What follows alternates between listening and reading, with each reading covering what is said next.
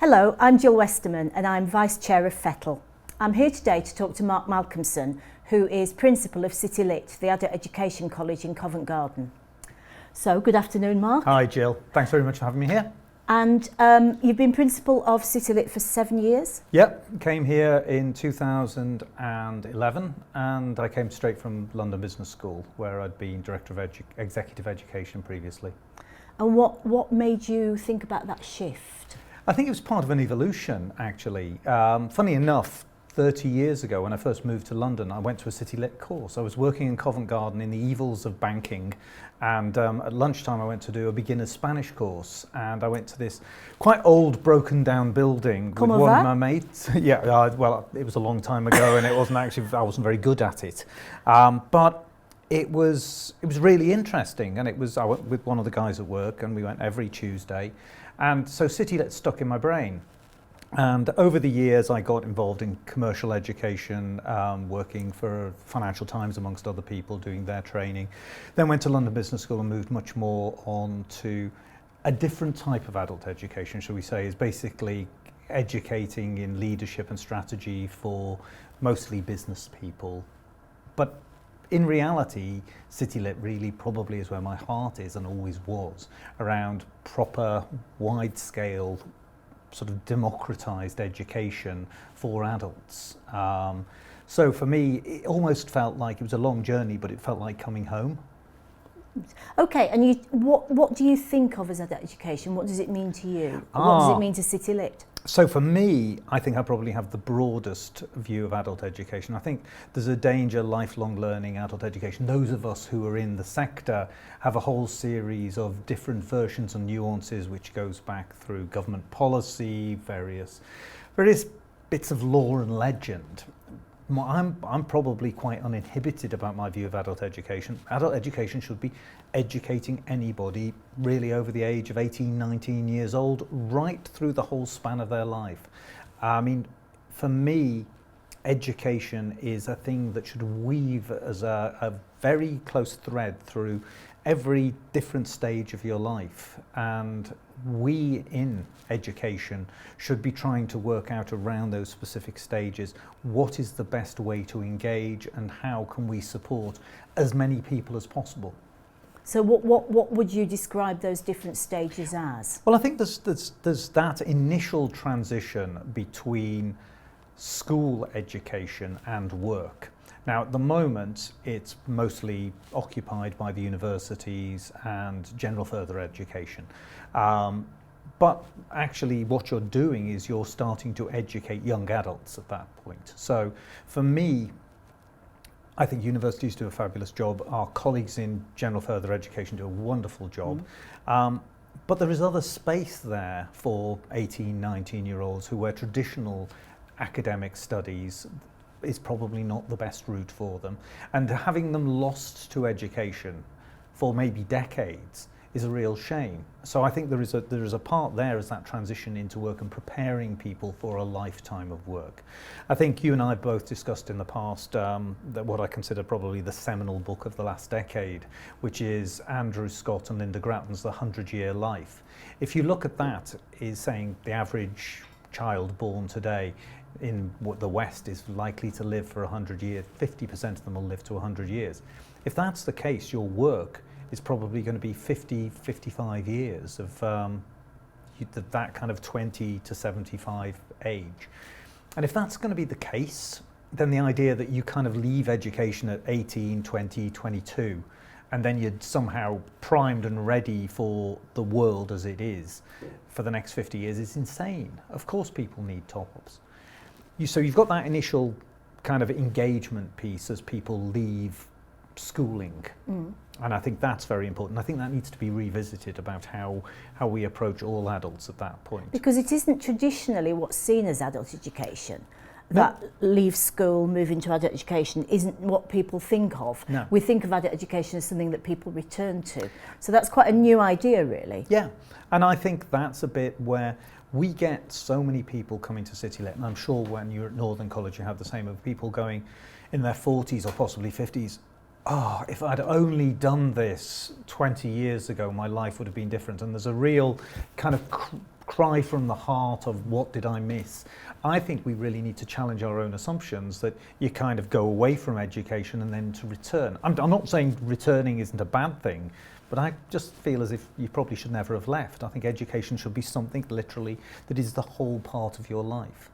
I think, as just mentioned when we were mentioning about the 100-year life, the bit that's also interesting is that right, that's that initial part of adulthood. But with the massive changes in technology and the massive changes in the nature of work, adult education probably has more to say than it ever has done in the last 100 years. If you look at a 40-year-old who has worked for 20 years, qualified or moderately qualified, has been working in a sector, that sector disappears. Yes. Hundreds of thousands of jobs in retail are going to go, accountancy jobs are going to disappear with AI. All of the nature of work is changing and going to continue to change.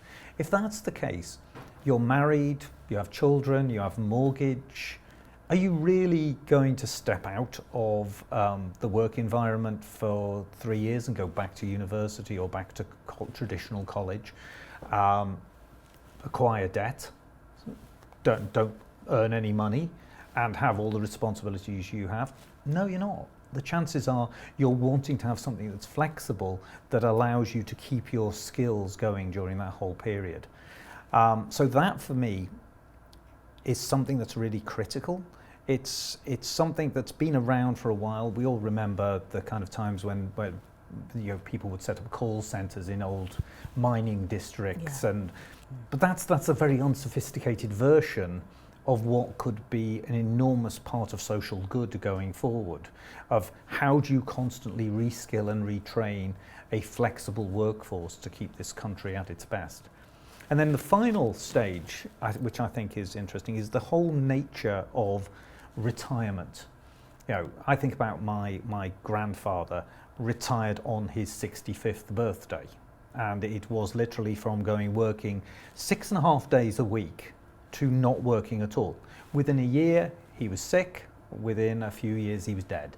It was that, and there's a lot of stuff over the years to say that kind of cliff edge approach to retirement is really dangerous. And you see a lot of the stuff in the work and the research around mental health, particularly actually of men at the moment. The suicide rates in men over 50 is this re-gearing in society is really quite problematic. Now, if you look at the way flexibility around retirement started maybe over the last 20 years, I think that will only accelerate. The idea that the lucky few that can retire at early 50s, that's becoming less as the economies change. But people are also now retiring as late as their mid-70s. So there's a 20-year span of when you can retire.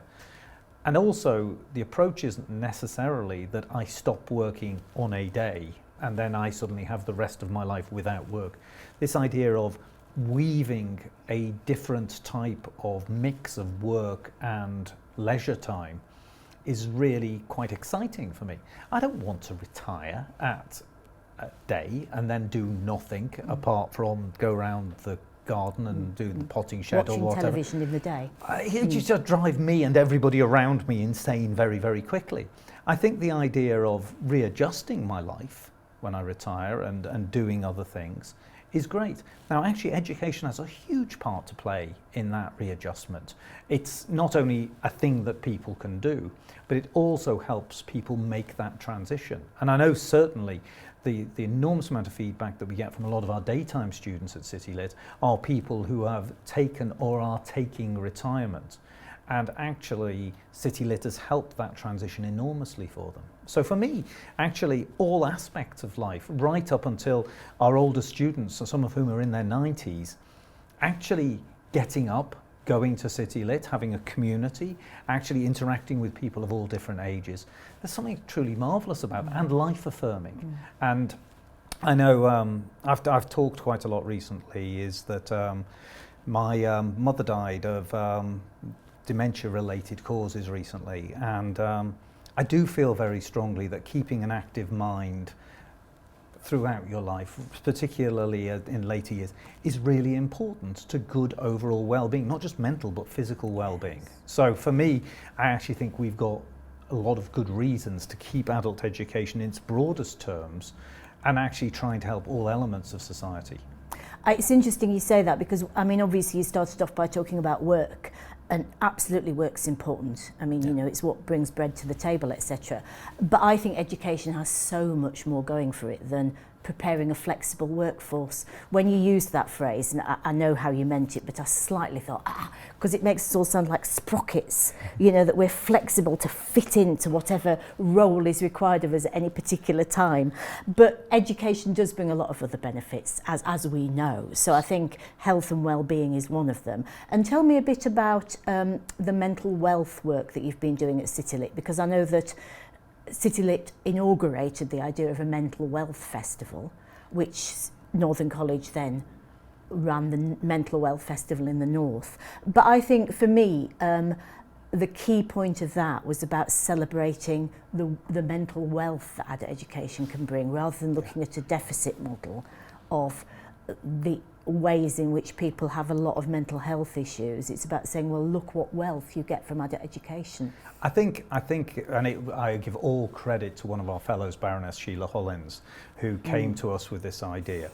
Sheila just sort of said is mental health has such a laden phraseology. I mean, people just project, and it's negative projection onto that phrase over the last few decades. The idea that mental wealth, which means that you can be in great surplus, or at certain points in your life you can have deficit.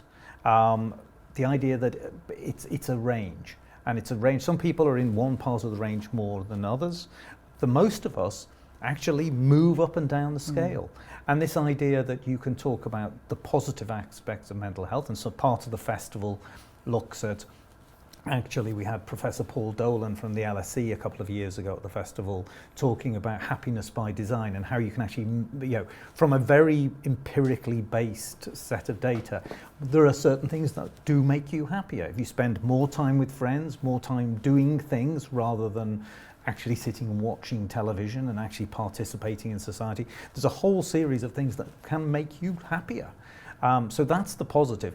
And then there's the other part, which is we've had classes on how to deal with panic attacks, how to deal with suicide. You know, those bits there are obviously on the negatives, but it's really about having the array. And education, for me, education and well-being are absolutely inseparable. And I think we need to reclaim that territory. The idea that the Department for Education and the Department for Health are separate is a lunacy to a degree, because actually, and it was a conversation I remember having with Vince Cable, saying when he was Secretary of State for Business, I sort of said, well, you saved Jeremy Hunt and Health at that point millions of pounds a year by the adult education budget, because people aren't in A&E units, they're not in dementia homes, they're actively taking part in society and giving back to society. So well-being is really something that we need to embrace and recapture on the part of education, and say, actually, this is us. And celebrate. And celebrate, absolutely. Yeah. It's this other bit, I think, that I really feel strongly, and I know and quite a few of us do in the sector, is that actually adult education's been on the back foot for a few decades, between cuts, between a general approach in government that has been quite dismissive.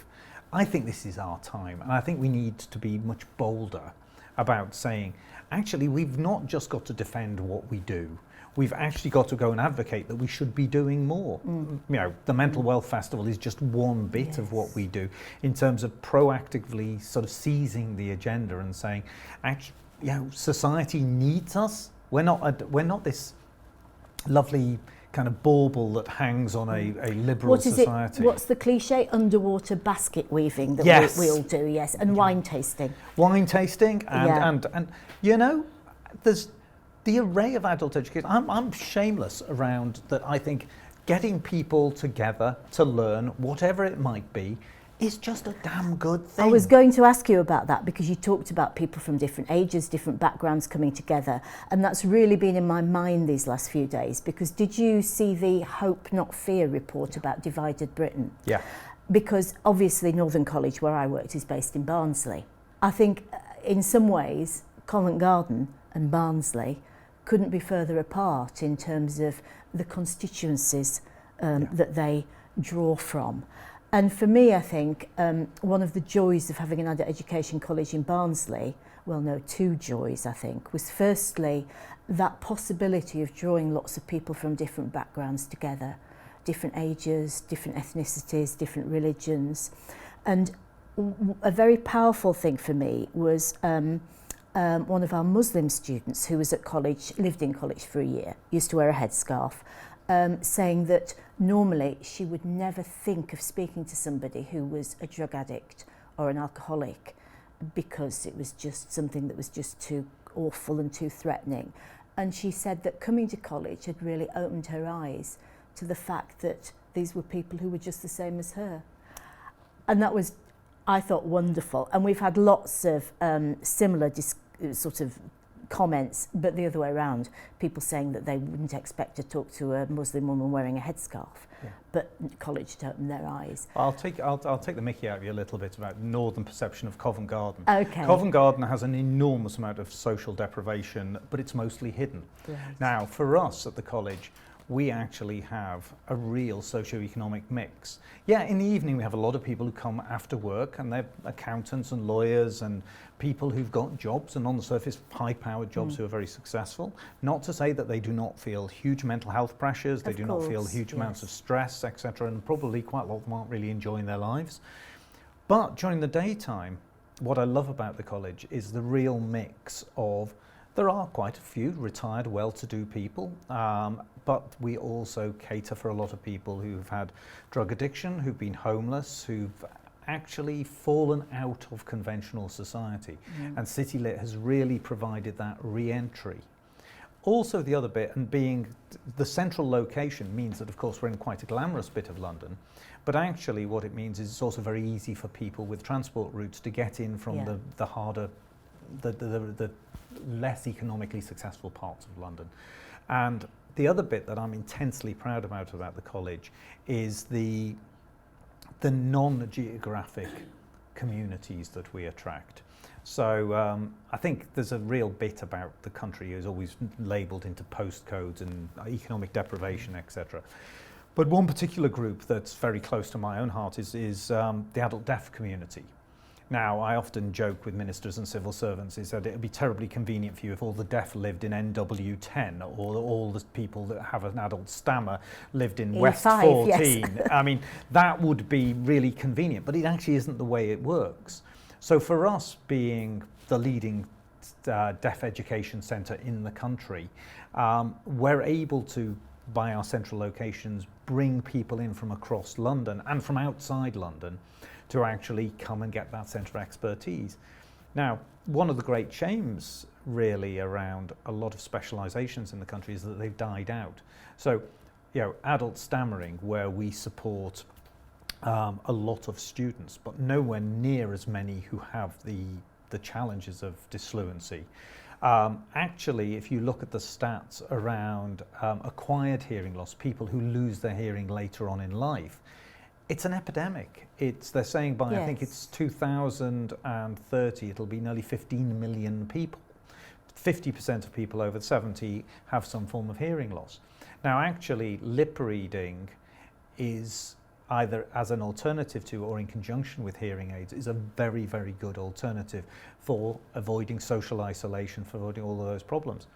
Now, actually, if you're in a small town in the West Country, or if you're in a major city in the north of England, the chances are you do not have access to lip reading. And it's, again, not the idea that only just people in the well-to-do big cities that get access to this. So for me, I think community and communities is something that we have to look at. Going back to your point about mixing people up, I do really love the fact that you'll be having a lady who'll be going off to the opera in the afternoon after being at her Italian class at City Lit, sitting next to somebody who has literally lived on the streets and had a drug and drink problem. Yes. And they'll be sitting in the cafe together having a nice little chat. And actually, sorry, go on. That's just the melting pot. So I would say it's not just Barnsley that has this. We do this in London too. I think the important point, I think, is that adult education actually allows people to do that. Because one of the things I've become aware of, I retired a couple of months ago, as you know, is how easy it would be to just exist in a bubble with people who are exactly like me, who think like me, who have had pretty much the same sort of life experience as me, who are the same age as me. And I'm going to join an adult education class because I think it's really important that you don't just mix with people who are like yourself. And that's the huge socio-economic problem faced, is everybody's in a bubble. And it's not just the metropolitan liberal elite who are in one bubble, there's lots of bubbles. There's bubbles in Barnsley. Yeah. Yeah. Now, the interesting bit that I had, so I teach, like you, we both kept our hand in and we're very proud of that. And I think it's hugely important that leadership within the sector know what it's like to still be out there. And so I was teaching last night. It's great, it's challenging, you kind of do the day job and you've got to change the head and to make sure that you're kind of with it and on it. But my favourite stories is I teach American politics and history, and it's my kind of passion in life. And about 6 months ago, I was teaching a series of 5 lectures on the 5 presidents who changed the post-war world. So it's about the Cold War and about the American presidencies and how an individual can make a difference. So it kind of draws on lots of different strands. And I had about 45 people in the class. It was an evening class. And my daughter and one of her mates came along because I was doing John Kennedy, who's one of my kind of great heroes. And the conversation in the middle of the class was about the Cuban Missile Crisis. And I was talking about, I said, this was probably the real known low point of the Cold War, that people were genuinely terribly scared. And one of the older ladies in the class put her hand up and said, I was 18 and we all got brought together in the school hall by our headmistress and we were told to go home and go and spend time with our families. The implications was we weren't going to be around. And I remember going home with Louisa and Ella that evening, and they're both sitting there on the train, spellbound, going, so when they were 18, she was 18, she was sent home. If we were brought together in the hall and told to go home at lunchtime, it would be, yay, brilliant, great, bring it on now. And it really brought home to them that the fact that somebody had been there. Up the way at that point they'd been taught was with a bunch of other 18-year-olds in the class talking about it. It was all very interesting, but all very abstract. Suddenly, there was somebody, and it was not just, oh, I was there, and there was a story that made it come alive. And I remember them just chatting away of going, oh, wow, it just means something completely different. And I just love that. I joke about my Kennedy class. I think there's some people who think it's current affairs and some people who think it's ancient history. And I do laugh by the fact that, again, my daughter's doing A-level history and she's doing the Cold War right up to the end as history. And I'm thinking, 89. That's not history, that's just like yesterday. So for me, I think it's that beauty of experience. I love the fact that actually you turn to your neighbour and you practice the language, or you show them the pot that you're talking about, or you've designed. I think that community piece, that sharing, is something that we're losing in society as well. Yes. We're really losing that connectivity with each other. And interestingly, I think, if you think of the Government Prevent initiative, to me, the best way of preventing extremism is for people to meet and talk to each other, because meeting people from different backgrounds opens your mind to different perspectives. And in the end, I think if you have that, it doesn't, in a sense, make a difference what your final decisions are as to what your political leanings are. The fact is that you're doing it from a much more informed basis rather than just believing something you've read on social media or in the and press. the them, whether it's the them being immigrants, whether it's them being the posh people in big cities, whether it's them. Everybody has their them, and when they meet them, they're like, oh, actually, you're not as bad as I thought. And actually, that melting pot piece is something. There's so many byproducts of adult education. Adult education in its own right is just a damn good thing. Let's just start with that basic principle. But actually, the ripple effect, the well-being effect, the social integration, the community piece, all of those bits are just, added bonuses. You get communities of different ages. I love the fact that you go into the cafe at lunchtime and people are plonked down next to each other, jabbering away, and they'll then disperse to all different parts of London. But they've seen a slice of something that they wouldn't have done otherwise. I think the other bit was a bit of an awakening when I first started at the college. Was I'm slightly the mad guy that talks to people in lifts, and I've now realised you always say, hello, I'm the principal first, because if you just start talking to people, they kind of look at like a lunatic. So I'd go, yeah, what are you here doing today? And I used to get this common refrain, this is the highlight of my week. And initially I thought, isn't that just lovely? And then there was just one day the penny dropped, that on one hand it's lovely, but then on the other hand, it is actually, they're saying it's probably the only highlight of their week. It's they're widowed, the kids have moved away, the supermarket is probably the major form of interaction otherwise. And actually, this is their chance to have a community. And as we know, loneliness is a huge problem, which the government is beginning to take aware of. But if you want something to combat loneliness, then adult education is the thing. What do you think about, I mean, there's a lot of ways in which you could expand learning through digital. Does that create the same kind of community? Does it break into loneliness in the same way? Oh, God, because you've now entrapped me into sounding like the Luddite that I probably am.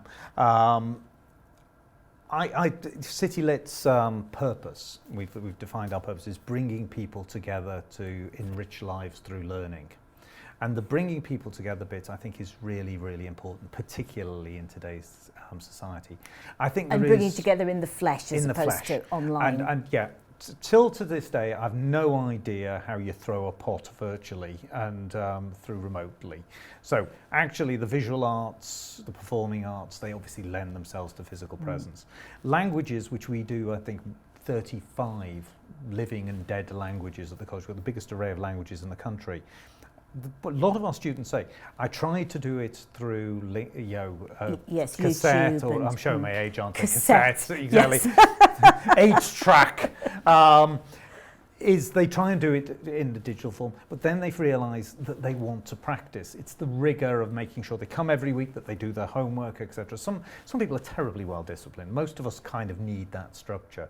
I think there is a very important part of the digital world has to play in terms of education, but I think it's the phrase blended learning grates on me somewhat, but the idea that actually we get together and then I can go and the stuff that I don't necessarily need, I can go and read, I can go and see online, I can watch a video to enhance what I'm doing, but it's part of what I'm doing. It should never replace it, in my view, for all of the other positives around community and being part of that grouping. I also think literally getting up, going to a place that is different from where you are normally, that's actually important. That journey, that difference. I'm a great believer, and this goes back to my commercial education days. You'd often say, when I talk to clients, they'd say, "Oh, we could do it at the office, the training. It'll be cheaper. We can do it in the conference room on the 6th floor or whatever." And my answer was, yes, you'll get some results, but if you actually take people out their physically normal environments, it's proven that people learn in a different way. They open themselves up because the journey there is different from their regular journey. They're walking in, their navigation, suddenly their mind has to start opening. I absolutely agree, because I think that's an argument for adult residential education, which we did at Northern College. And my argument always was that there's lots of people who have residential education. So if you think of management, executive management courses, they're often residential. In some ways, university is a residential learning experience. Boarding school, residential learning, and largely they're the preserve of the wealthy. But why do people pay for that? Well, it's because it's a very effective, accelerated way to learn. As you say, that being dislocated from your usual environment means that you're more open, I think, to new ideas. So I think adult residential education is really important in terms of removing people often from quite grim living situations and really putting them in a world where they're free from the constraints that gives and letting them learn, which is wonderful. I couldn't agree more. You brought your team to Northern College, didn't you? We did, and we had a lovely time, but it was also very good. It wasn't just the normal place that we go, and you go home and you deal with the problems at home. We went to a different environment. Your college was just the best host you can imagine. and that we went and had a drink afterwards. We ate together, so there was a community for my senior team, and then we got up the next morning. And I do believe there is something very important about learning, is about, particularly when it's about self-reflection and self-development, the sleep on it thing. Yeah. It's very easy when you're getting challenged. So we train a lot of psychologists and counselling students. I'll tell you something, and you go, "Wow, that's not really me, is it?" And it's very easy if you then walk away. Yeah. But if you have the night to think about it, you come back in the morning, you kind of start to go, "Oh yeah, well actually it could be me, couldn't it?" So I think we have many blessings at City Lit in terms of location and the depth and breadth of the society we're able to draw on. But I do miss the fact that we don't have a residential option. I would love if some kind soul would give us a hotel for free and staff it for free, then I would love to have residential education, because and actually what you've just said, I've never thought about it away, but you're right. Why should it be a preserve of the rich and the elite? It should be democratized, because there's something life affirming of going away. And then re-entering yes. is really important as yes. well, because you start to look at it with new eyes. And of course you take the learning back with you into your own yes. community. And that's the bits that we talk about the mental health work that we do, is the ripple effect. I mean, at the Mental Health Festival, the morning of the first day is we bring in a lot of HR directors. That, for me, is the way to get to the most people. If we can change the views about how HR directors spread good practice within their organisations, both in the charitable sector, corporate sector, whatever it might be, then the ripple effect is huge. And the ripple effect of adult education is enormous. It's whether it is the stressed out lawyer who comes and does kind of pottery chocolate tasting and just goes back happier at home, that's a good thing. So I'm sure their partner, their children and their dog are all a lot happier with a happier person in the house. So, and you don't want to trivialise it. There is a real danger. I mean, I don't think we'd have been able to have this conversation 10 years ago. Well, we might have done, but we wouldn't have definitely done it on camera, because I think there was that thing is, it was almost that, well, we have to prove ourselves that everything is terribly worthy and has a metric and a result. And produces a flexible workforce. Produces yes. a flexible workforce. And for me, actually, society is now moving on very, very fast. And we've got to be really bold and say, there are all of these things, some of which we can measure, a lot of which we can measure, and we can prove that it's very good. But there's some stuff I know in my gut, we haven't got there to be able to measure some of the well-being pieces. But I'll damn well fight anybody to the ground to prove me wrong. I think you're right, because I think between us we've established a good case for adult education and lifelong learning. But really, I suppose one of the reasons that Fettel wanted us to film this discussion is because it feels as if the political world, the zeitgeist is changing. Yeah. That lifelong learning is becoming much more of a thing to recognise, a thing to talk about, a thing maybe to fund, who knows. Yeah. So what do you think the future holds? I think it would be nice to see a comprehensive approach from government around adult education, and not just saying, okay, you've got this amount of budget which does this amount of things. It's actually taking a step back and not trying to just, you and I have been in various meetings where you've kind of slightly thrown when somebody says, why can't you expand? You go, well no, because we spend all our time trying to defend what we've got to keep it sacred. So again, trying to look forward to the changes in society and saying, okay, where with automation, with all of the job changes, is the National Career Service fit for what is going to happen in the next 20 years? Is the university sector. We should be having conversations with lots of different bits of society to say, actually, we've got something to give. We've got actually an incredibly important thing to give.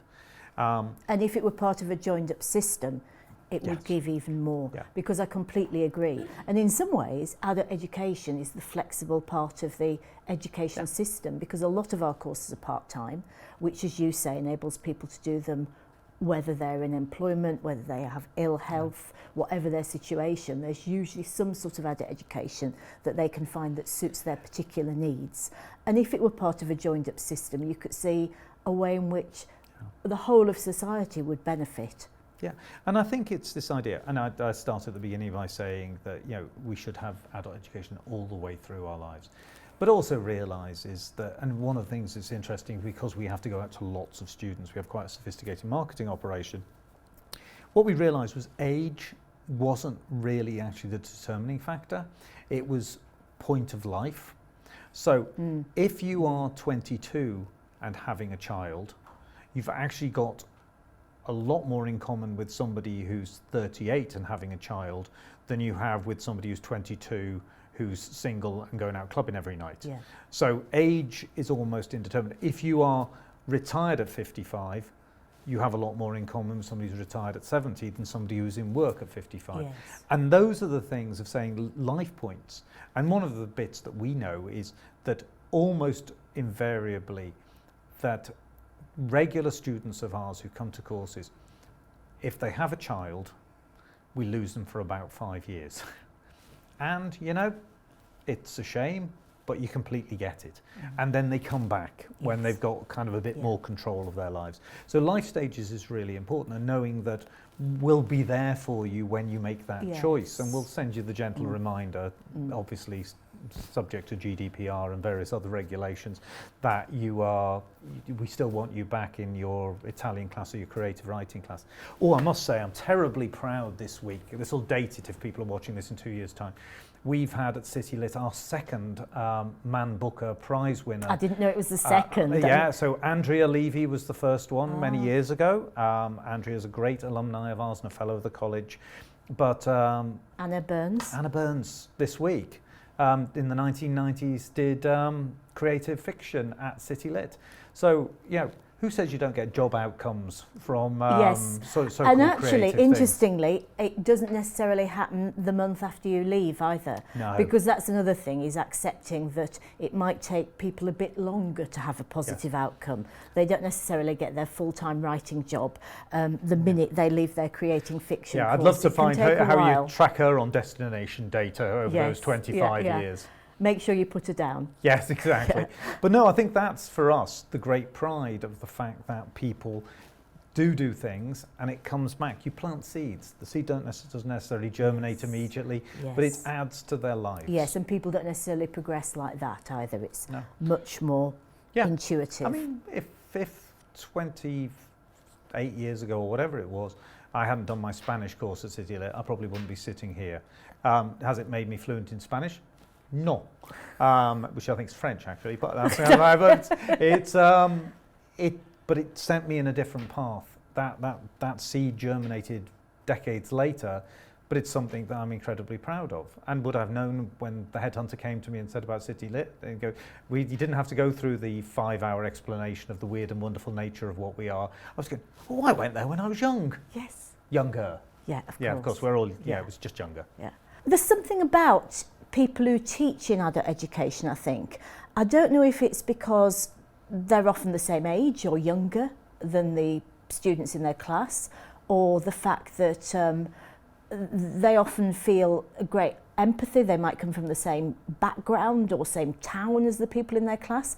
But I think there's something special about people who teach in adult education. What do you think? Oh, absolutely. I couldn't agree more. I think there's a number of factors. People tend to teach the thing they love. And not to an exam. Yeah, and not to an exam. So they teach something that they're passionate about, whether it be a language, whether it be an art, whether it be a social science, whatever it might be. They are there because they want to do it. So there's a passion that comes through. I think the other bit is, what you've hit on is that I'm actually a peer. And therefore I can't rely on hierarchy or authority. Use of power in a very obvious way. And I can do that with a 8-year-old or a 17-year-old. 17-year-old, it gets harder. But you certainly can't do it with people who are older and wiser than you in a lot of other ways in terms of experience. And so therefore, you actually have to find different methodology. You have to. It's much more of a democratic approach. It's much more of a collegiate approach. And shared enthusiasm. Yeah. Because often the tutor will be enthusiastic and passionate about their subject, and of course the students are all there because they want to be, and they're enthusiastic and I think passionate. that's it. Is also knowing that the group, you haven't had them dragooned in there. they're there because they want to be, and they can also be there, they can leave if you're not good. And actually it means you haven't got a captive audience. So you are enthusiastic, you're teaching in a democratic way, you're enjoying it, etc. You've also got that little bit of an edge of going, yeah, they might not come back next week unless I'm really on it. So for me, adult education teachers, and that's why I think you and I both keep our hand in, it's a great fun. Yeah. It's stressful because you know that they're judging you. But then again, 8-year-olds judge people, they just don't, you just don't know it. I think another challenge, but I think that makes it more interesting and more diverse, is that you have such a range in your class.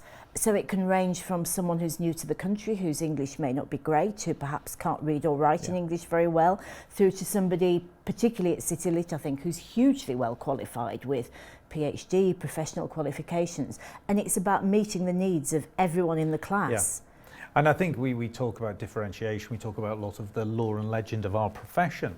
But actually, when you are presented with a group, and I've actually had a class where the age difference is 70 years between the youngest and oldest in the class, that's actually keeps you on your toes, I'll tell you, which is great. So, you know, when I come out teaching, you're usually exhausted but exhilarated at the same time. And I think that's what you see about, I always talk to our tutors when they're roaming in between classes, and they're there because they want to be there.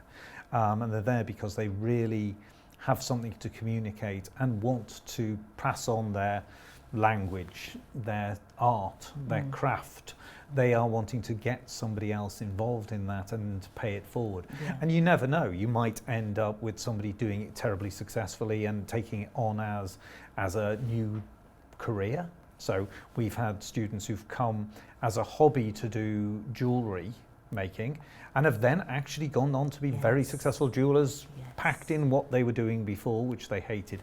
Andrea Levy, who obviously the Booker Prize winner, she talks about the fact that what she trained for at university is nothing that she does now, and yet her time at City Lit gave her so much more that was attuned to what she wanted to do in life, which was to write.